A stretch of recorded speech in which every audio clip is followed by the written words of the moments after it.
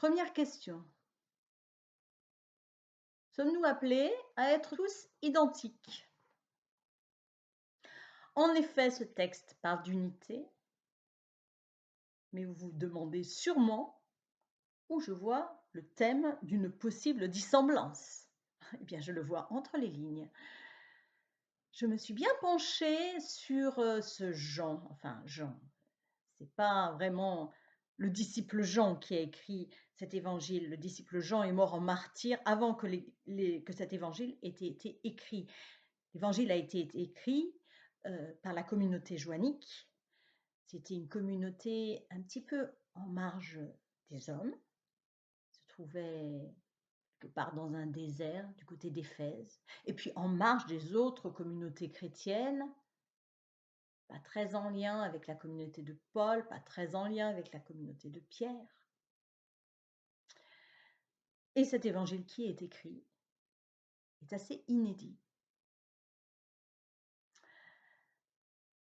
90% de cet évangile est singulier. 90% de ce qu'on y trouve est un scoop par rapport aux autres récits. Dans cet évangile, selon Jean, une majorité de la vie publique du Christ se passe à Jérusalem et non en Galilée. Dans cet évangile, il n'y a que 7 miracles qu'il appelle des signes. Dans cet évangile, on voit arriver tout d'un coup Nicodème, grande conversation, qui est passée complètement inaperçue, et pour Marc, et pour Luc, et pour Matthieu. Pareil pour la Samaritaine et le lavement des pieds.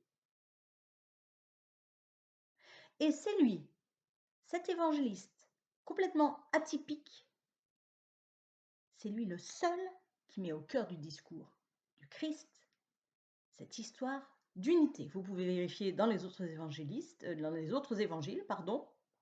il est le seul à parler de ça. Ah, ça me plonge vraiment dans la perplexité.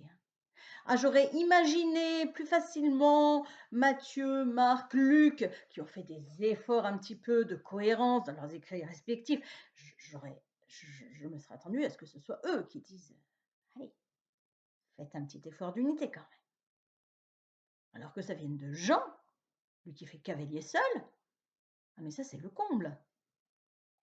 De toute évidence, pour Jean, l'unité, c'est pas l'uniformité. Et après, on accuse l'Église d'être normative. Deuxième question. C'est quoi le problème d'être tous uniformes? Ben, en fait, c'est pas vraiment l'Église qui est normative.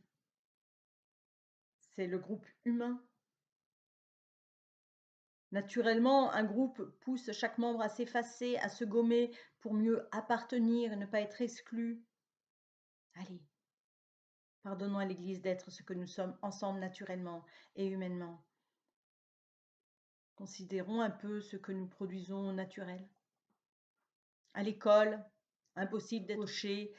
Être gaucher, c'est appartenir au diable. Tu dois faire un effort. Tu dois devenir droitier comme tout le monde.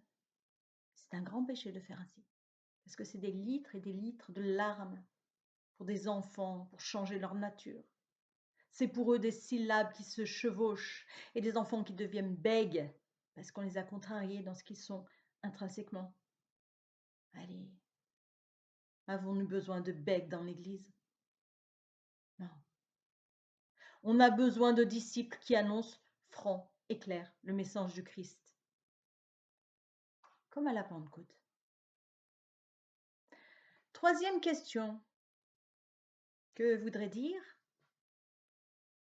être soi intimement et ensemble? Revenons à la Pentecôte justement. La première action du Saint-Esprit à la Pentecôte a été de donner aux disciples de s'exprimer haut et fort des merveilles du salut en langues différentes. Je rappelle ce qu'il s'est passé. Il y a premièrement une référence forte à l'unité. Ils étaient tous ensemble dans un même lieu, d'un commun accord. Et puis une référence à la dissemblance, avec ces langues différentes. Il y a le point d'unité du message, il parle des merveilles de Dieu.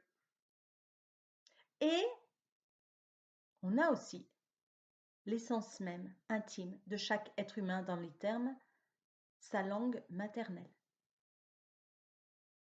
La langue maternelle, c'est celle que notre mère nous a apprise quand on n'était encore qu'un nourrisson. Ouais, ouais. On dirait qu'il y a un lien entre être dissemblable et ainsi être intimement soi, qu'on soit gaucher, droitier, rêveur, pragmatique, français, étranger, et les merveilles de Dieu. Ouais, être intimement, réellement soi, dans sa différence, et pourtant uni avec les autres. Eh bien, c'est le vrai lieu de la présence du Christ. Alors, notre unité dans l'Église, où est-elle finalement?